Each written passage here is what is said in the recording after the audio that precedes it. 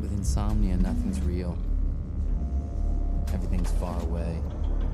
Everything's a copy of a copy of a copy.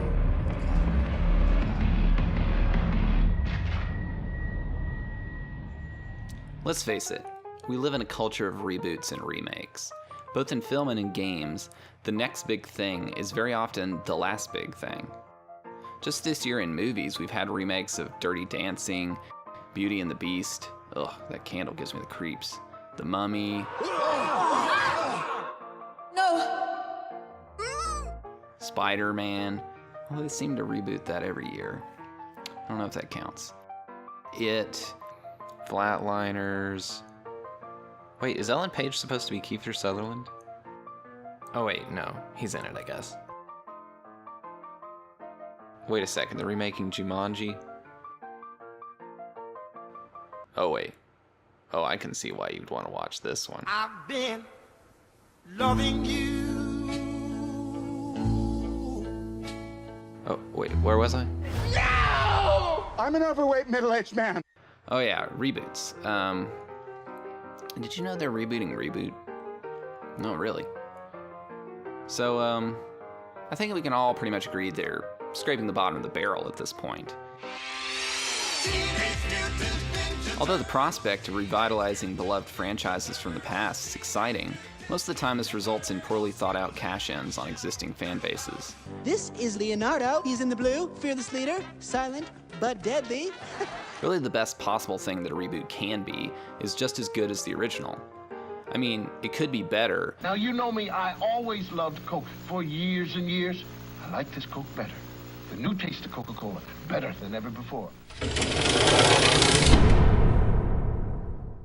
But there's only 2 times I can think of in recent memory that that's actually happened. The first was Mad Max Fury Road, which is a movie that has everything that was great about the original Mad Max films, and more, except that dog. Seriously guys, bring the dog back in the next one. Let him drive a car or something. But the only other recent example I can think of that's a near-perfect reboot was 2016's Doom. It's pretty hard to put your finger on what exactly makes this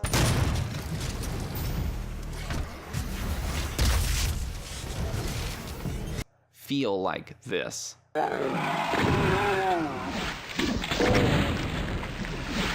It's partly true that it doesn't. It's, of course, bigger, better, and far more badass than the first game in every way. I kid. But it's true that playing 2016's Doom does feel more like playing the original than playing most modern shooters. And there's really one clear reason for that. But first, I'm going to need to take you through a short tour of the history of first-person shooters, all the way from 1991, when the original Doom was released, on through to 2016, focusing entirely on one mechanic, the life meter.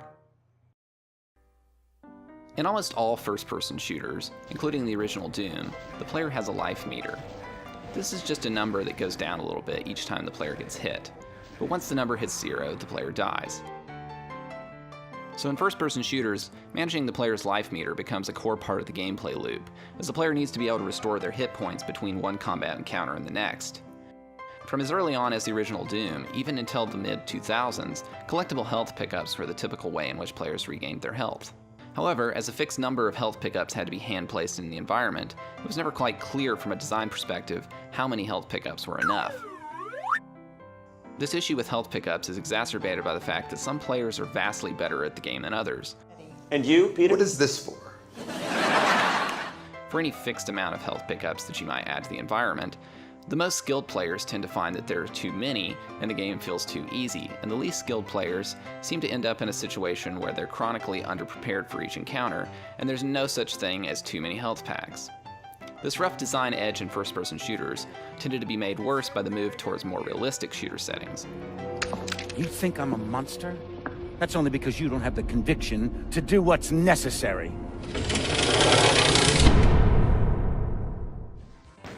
In the original Doom, many of the common enemies tossed slow-moving projectiles, which could easily be dodged by skilled players.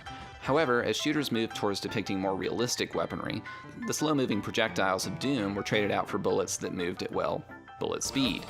Say hello to my little friend! The way that these high-velocity type of guns are typically simulated in a game is with what is called a raycast.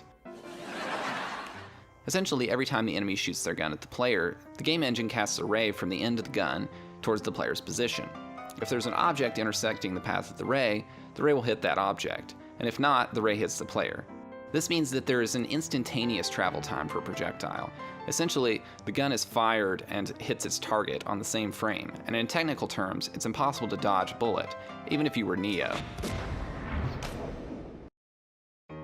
Of course, if an enemy could always hit you with 100% accuracy, this would feel incredibly unfair, so a certain amount of randomness is added to the initial direction of the ray. This means that, in general, enemies who are further away are less likely to hit you than ones that are nearby. This tends to encourage a playstyle in which players hang back as far from firefights as possible, as they have a much better chance of, quote, dodging the bullets that way. Into the mid-2000s, most notably with the Halo series, shooters began to introduce life meters which regenerated if the player could avoid being shot for a while. This system gradually became a full replacement for the earlier health pickups which were scattered throughout the environment, as it allowed the difficulty to scale well across players with vastly different skill levels. It was overall a great design innovation and continued to help give combat a more fair feel. Even though the player could not dodge bullets if they were out in the open, they could always retreat to cover and regain their bearings, and also some of their hit points. Modern shooters began to develop a very different feel than earlier first-person shooters. Players rarely had much reason to get close to enemies because they were much more likely to be hit by bullets, and players were discouraged from moving around much as it was much easier to aim when standing still. It seems hard to get back from this type of feel to something that feels more like the original Doom, because in a sense, this is a complete inversion of the feel of Doom. Doom was fast and frantic, the player was constantly moving and rarely had a reason to hide behind cover for very long. So how does 2016's Doom recapture the feel of the original game without feeling like a slavish remake or just a nostalgia project? In one sense, it does simply lift the fast movement and dodgeable projectiles of the original. But this change in and of itself would not be quite enough. Many players would still bring the habits that they've learned from playing nearly a decade of shooters with recharging health. And if they were to play Doom the same way, staying back at a distance and hiding behind cover, they would not have a very good time, and they certainly wouldn't be playing anything that feels like Doom. The game manages to sidestep this issue though, and definitely encourages a different playstyle by changing the way in which health is distributed. Instead of the classic health packs of the original, or the recharging life meters of modern shooters, Doom delivers health through finishing moves, which can only be executed when standing in close proximity to a near-dead enemy. This means that the player is encouraged to stay up close and personal with enemies, so as not to miss any opportunities to trigger a finishing move and recover some health. Another subtle trick the game pulls in order to train the player to do these moves is that the button which triggers them is the same button which is used to open doors, activate upgrade stations, and do many other context-sensitive tasks. Because the player gets used to pressing this button in other contexts, it feels natural to press it in the middle of combat as well. Since the player needs to remain close to enemies in order to have the most opportunities for health recovery, and since most of the enemies in Doom also toss projectiles which can be dodged, the player is encouraged to stay moving in order to make themselves harder to hit. This changes the risk and reward ratio with regards to proximity to enemies. In most modern shooters, players are at the most risk when they're close to enemies, and they're rewarded for staying far away from enemies and hiding behind cover, whereas in Doom, they are rewarded for remaining in the thick of combat. These can seem like relatively minor gameplay details, but combined they create a playstyle that really does feel a lot like the original Doom. In one of the most homogeneous genres ever, 2016's Doom somehow manages to feel like a breath of fresh air while simultaneously calling back to its roots. And what more could you ask of a new Doom? Multiplayer. Probably multiplayer. The multiplayer is really bad.